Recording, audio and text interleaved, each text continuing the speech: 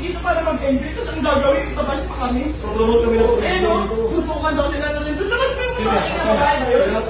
Babae yun? Ikaw kaya hirap na yun? Eh no. Ikaw yan.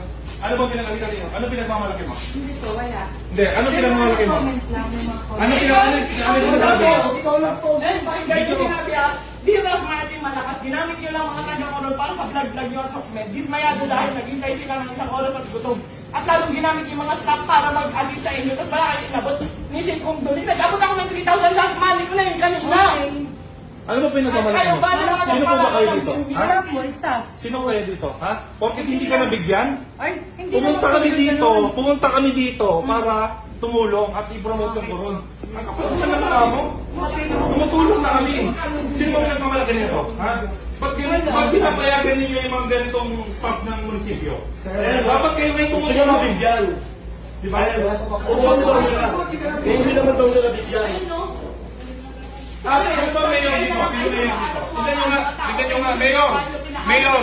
Nandito po kami para tumulong. Ay, no, mga matatanda sana na. Promote kami rito para promote ang police ng Palawan. Tapos Tapos sino kami? Oo. Wala po may munisipyo. Oo nga, teka lang. Sino po yung mayor dito? Si Mayor Reyes po. Mayor Reyes, nananawagan po kami na ganito pong klase ng mga Sasabihin ko pa po yung post. Babasahin mo. Babasahin ko Pakilala na ka po muna. ng diretso. Pakilala ka muna. Ito po mga kasama natin sa Okay po. Ako po si Jocelyn Trinidad na taga Barangay 4, Coron, Palawan, na humihingi po ng sorry kay Miss Rosemar at sa Team Malakas.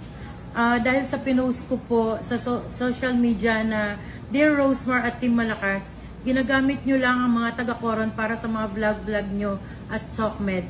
Dismayado dahil naghintay sila ng isang oras at gutom at lalong ginagamit nyo mga staff para mag-assist sa inyo tapos wala kayong inabot kahit 5 duling. Kayo ba naman na magpalaro ng Bring Me Pustiso, hindi nyo nga hinawakan? Huwag nyo sabihing malaki pa na ubos nyo, kakapamigay kumpara sa kikitain nyo. Sana namigay na lang kayo sa daan, natuwa pa mga tao kaysa sa ginawa nyo. Pinaasa nyo na ginawa nyo pang mga bata. Mga matatanda sana na lang inuna nyo. Hinahamon ko ng suntukan si Rendon na naghubad pangid talaga. Ekis kayo.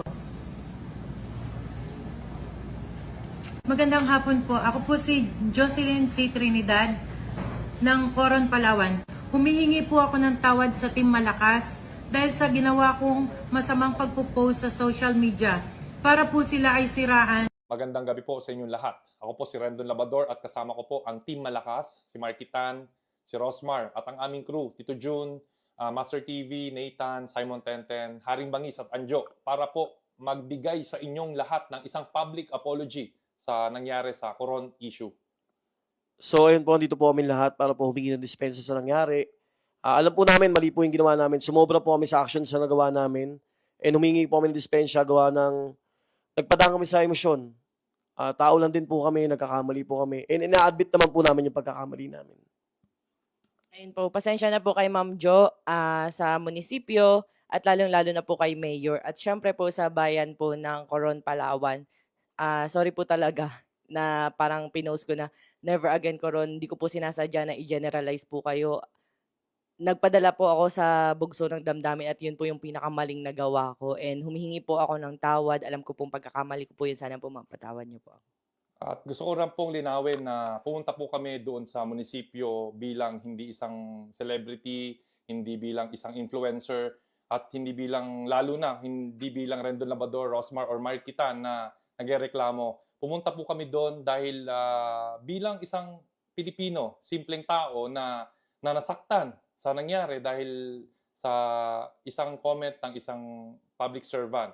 At kami po ay nagpapakababa sa inyong lahat na susubukan po namin na baguhin kung ano man po yung pagkakamali namin, kung sumobra man po kami. At tingin po namin na ito po ay magiging lesson sa amin as a team.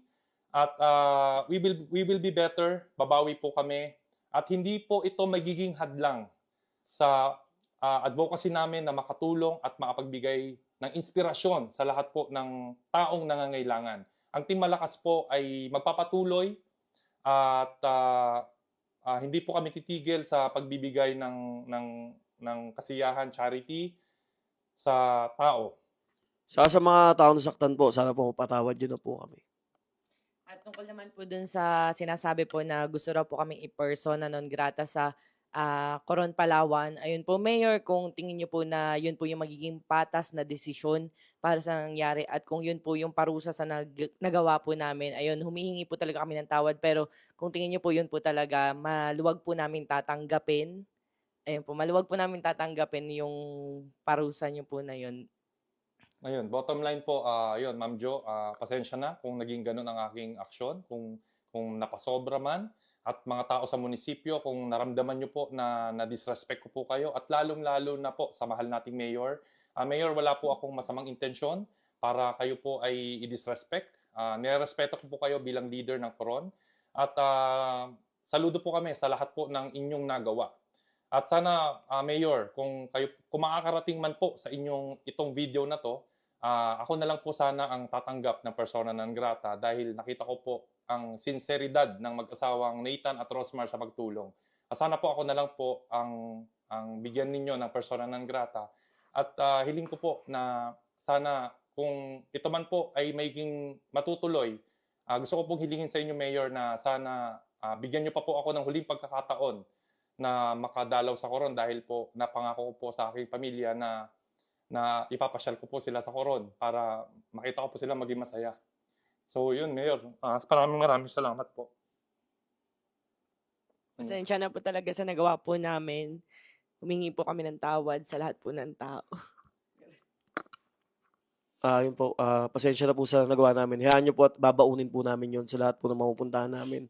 Lesson na po sa amin to at hindi na po mauulit. Babawi po kami. Maraming salamat po. Maraming salamat. Magandang umaga po sa ating lahat. Assalamualaikum. Ako po'y tumayo. Ginoong tagapanguna. Ako po'y may hinahin din na privilege speech. Katulad ng privilege speech ni Congressman Anton Alvarez. Ako po'y patungkol sa nangyari sa kababayan natin sa bayan ng Coron. Ako po'y nagmula sa South, ako po'y nagmula sa bayan ng Batarasan, pero namdam ko po, ako po'y bilang palagay niya, ako po'y nasaktan at talagang hindi ko makontrol. Ako po'y nag-post din sa aking account at nagkaroon po ng sari-saring reaction yung mga kababayan natin. Nang maraming nag-share po sila, hindi ako nagkakamali, almost 500 shares at more than 1,000 reaction sa lalawigan ng Palawan. Hindi lang sa lalawigan ng Palawan, kundi may mga kababayan din tayo dito sa lungsod ng Puerto Princesa. Tama po yun, Ginoong Tagapanguna.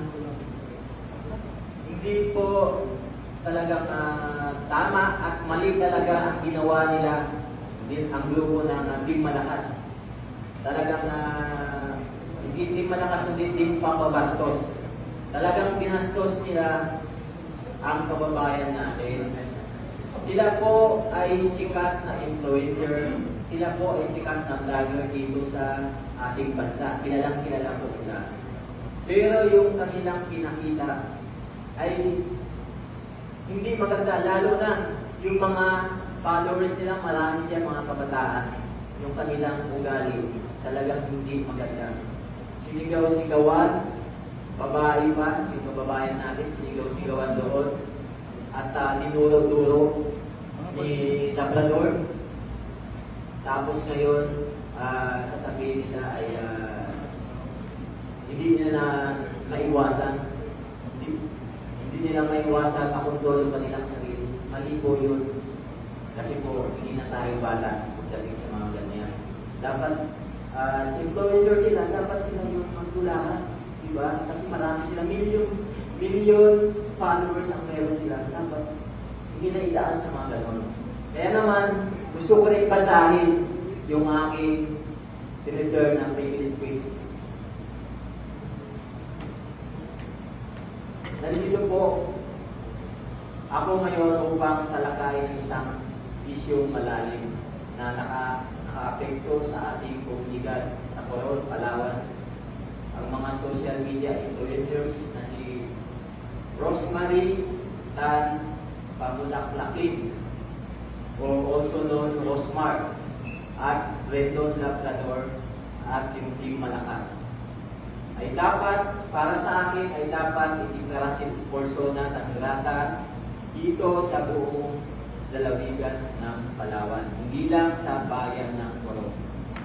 Ang deklarasyon ito ay bunga ng mga pangyayari na nagdala ng matinding pagsubok sa etika ng makabagong panahon ng pagbibigay tulong, social media influence, at ang mga responsibilidad na kaakibat ito. Nagsimula ang kontrobersya ng bisitahin ng grupo nila Rosmar o Team Malakas ang Coron. Actually, sabi nila, bakasyon lang daw. Pero ginawa nilang relief mission. Gayunpaman, ang kanilang mga kilos, ang kasunod na kaguluhan ay nagbukas ng seryosong tanong tungkol sa mga ethical na responsibilidad ng mga social media influencers at ang epekto ng kanilang asal sa mga lokal na komunidad. Isang empleyado ng munisipyo, si Miss Jo Cayabyab Trinidad, ang naglabas ng resistismo laban sa Team Malakas. Para sa akin, bilang mamamayan ng Coron, ay hindi mali yung ginawa niyang pag-post sa sariling Facebook niya. Opinion niya yun. Kasi yun ang nakita niya na ginawang event, pero nakatunayan, para lang pagkakitaan, magkaroon sila ng maraming followers at saka views. In return, kikita sila. Hindi naman talaga sincere yung kanilang pagtulong para lang makapag-usapan. Yun ang totoo para sa akin.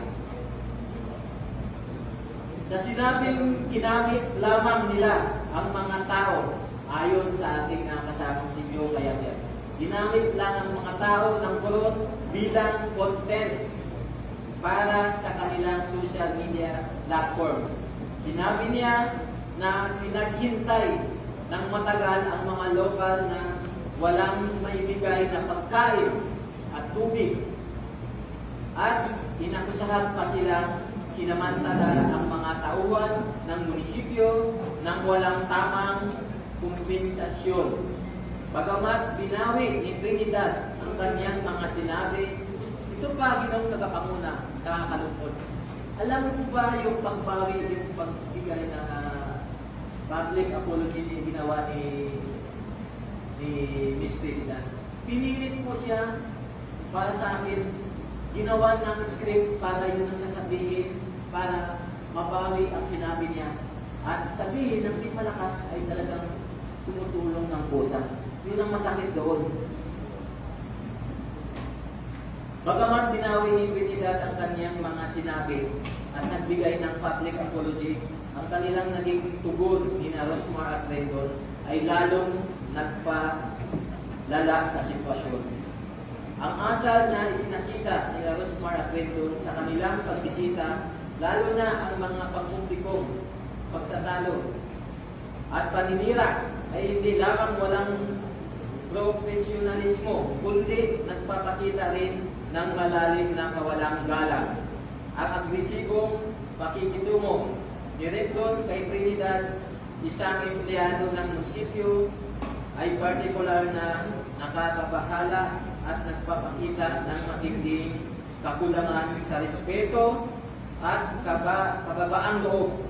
Hindi lamang ito issue ng personal na maling asal, kundi isang replikasyon ng mas malawak na implikasyon ng influencer culture, kung saan ang paghahangad ng kasikatan online ay madalas na natatabunan ang tunay na pakikiramay at respeto sa mga lokal na komunidad. Mahalaga kilalanin na habang ang mga influencers ay maaaring magkaroon ng malaking papel sa pagpapataas ng kamalayan at pagmomobilize ng mga resources para sa iba't ibang layunin. Dapat nila itong gawin ng may integridad, respeto at tunay na commitment sa mga komunidad na nais nilang tulungan. Ang mga pangyayari sa Coron ay isang malinaw na paalala na ang impluensyang hawak ng mga social media personalities ay dapat kasabay ng pananagutan at kritikan na asal. Ang pagdideklara ng persona ng grata laban kina Rosmar at Rendon ng lokal na pamahalaan ng Palawan ay isang kinakailangan upang mapanatili ang dignidad at respeto ng ating komunidad. Ito ay isang malinaw na mensahe na ang mapang-abusong asal at kawalang galang sa mga lokal na autoridad at presidente ay hindi tatanggapin. Ang desisyon nito ay hindi lamang tungkol sa pagpaparusa, kundi tungkol din sa pagpapatibay ng mga pagpahalagang respeto, kababaang loob, at tunay na serbisyo sa kapwa. Pinupuri ko sina Vice Mayor Asian Palanga at ibang lokal na opisyal na kanilang pamumuno sa isyong ito. Ang kanilang mga hakbang ay nagpapakita ng kahalagahan ng kahabaan loob at pagpapatawad, gaya ng ipinakita ni Joe Kayabia Trinidad sa kanyang pampublikong paghingi ng tawad. Sa kabila ng kawalang galang ng kanyang hinarap. Sa huli, hayaan natin magsilbing aral ang insidente ito sa ating lahat tungkol sa mga responsibilidad na kaakibat ng impluensya at kapangyarihan habang tinatahak natin ang mga komplikasyon ng digital age.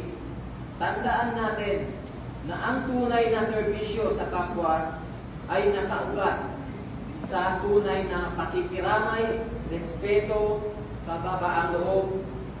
Ang deklarasyon laban kina Rosmar at Rendon ay hindi lamang isang hakbang para sa pagpaparusa, kundi isang pagpapatibay ng pangunahing pagpapahalaga na ating pinangahawakan bilang isang komunidad.